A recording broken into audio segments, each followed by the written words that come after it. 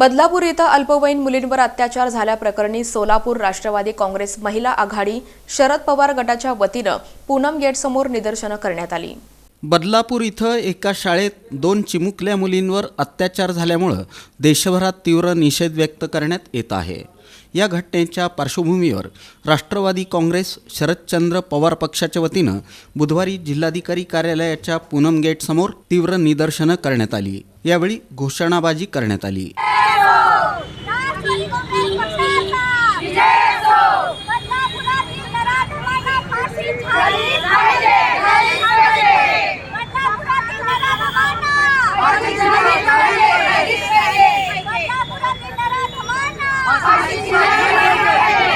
हे आंदोलन राष्ट्रवादी काँग्रेस महिला आघाडी शरद पवार गटाच्या वतीनं करण्यात आलं। या प्रसंगी महिला अध्यक्षा सुनीता रोटे, लता फुटाणे, वंदना भिसे, नसीमा शेतसंदी, सुनीता गायकवाड, गौरा कोरे, युवती अध्यक्षा प्रतीक्षा चव्हाण, सारिका नारायणकर, प्रेमलता कांबळे, उमा केत, गुलशन जमादार, नागणे, व्हीडी गायकवाड, प्रमोद भवाळ यांच्यासह पदाधिकारी कार्यकर्ते उपस्थित होते।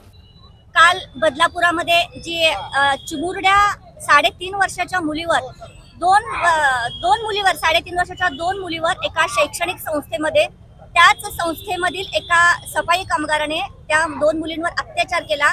ही घटना निषेधार्ह आहे आणि याचा निषेध नोंदवण्यासाठी सोलापूर शहर राष्ट्रवादी काँग्रेस शरदचंद्रजी पवार साहेब गटच्या वतीने आज आम्ही सोलापूरमध्ये जिल्हा परिषदेच्या समोर पूनम गेट येथे तीव्र आंदोलन केलेलं आहे।